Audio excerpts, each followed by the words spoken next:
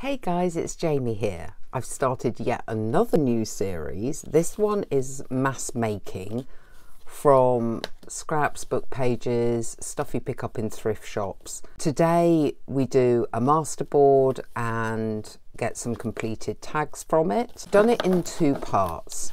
The first part that you're watching currently is a short tutorial showing all the different stages I went through. The second part is a craft along. So having seen the tutorial, if you want to just craft with me and make some of these, there's a much longer video where I chat away. Now the structure of how I'm doing this new mass making series is clear. Let's go back to the short tutorial. To prep for the masterboard, grab some book pages that have quite dense script. For example, a dictionary is quite a good choice. I also happen to have some music score and bits and pieces of scrap paper. I'll be doing them on these book pages that I don't particularly want because they're quite stiff already, but I have been known to use free magazines that come through the post. Old 12 by 12 scrapbooking paper that I don't like the design of. I've cut these down.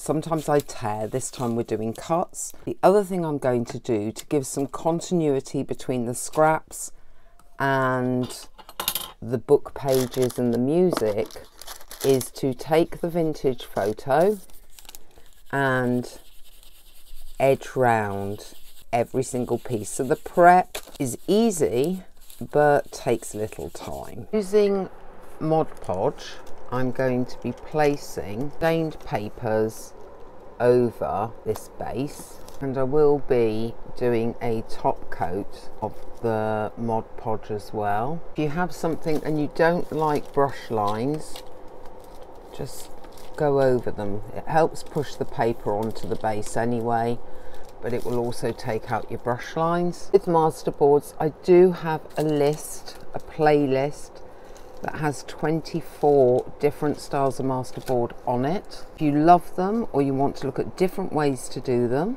I will link that in the description. With your scraps, just overlap and create layers so that we're not lining everything up together. I'm going to keep this one fairly simple, so when I've filled that in, I will come back and show you the next stage. My second layer of decorations is going to be napkins. What I've done is, this one is in a set of 4.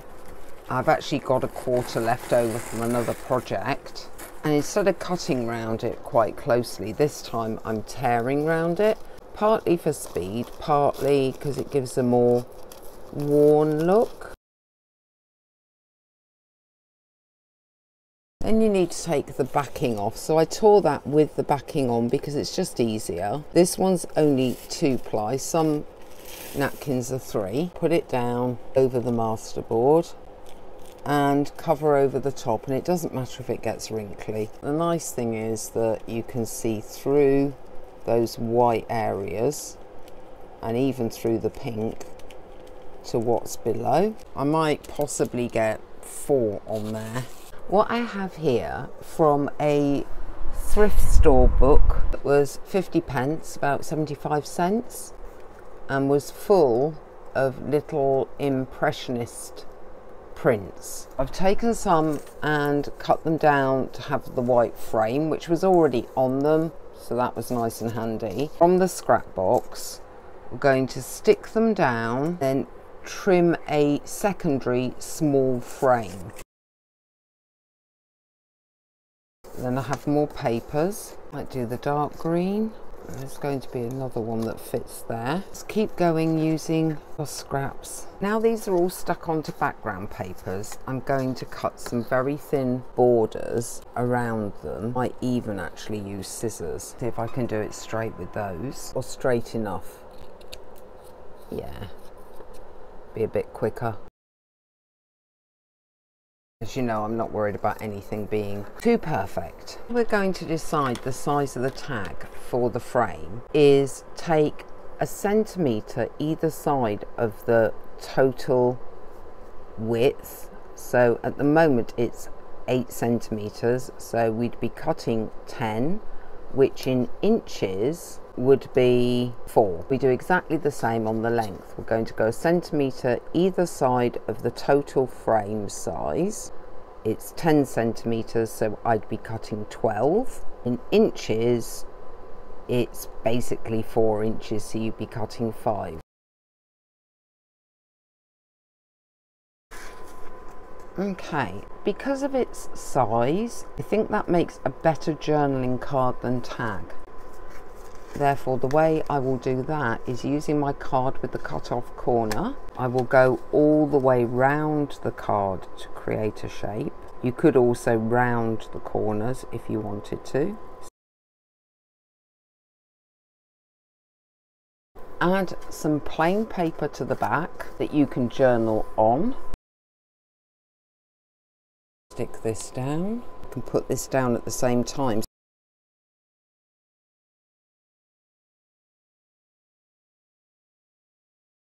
You can see by having framed that picture, it helps it stand out against the journaling card. Now you may want to fade it into the journaling card, and we can do that in a different video. This is the style that I'm doing for this video. Very, very simple masterboard background, a frame from spare paper, and a pre-existing image from a book that I picked up in a thrift store. These journaling cards are nearly finished. I am going to edge in vintage photo on all of them, front and reverse. They're quite good as they are, and I will be making some more because I have lots of leftovers and a big scrap box to get through. If you're not subscribed to this channel, please consider subscribing. It does make a huge difference to the channel, as do likes, comments, shares. Having said that, I am amazed that within 16 months this channel has gone from 0 members to nearly 3,000, and that is thanks to you guys. Don't forget to hit the notifications bell. I'm always uploading videos. Don't want you to miss out, and I will see you next time.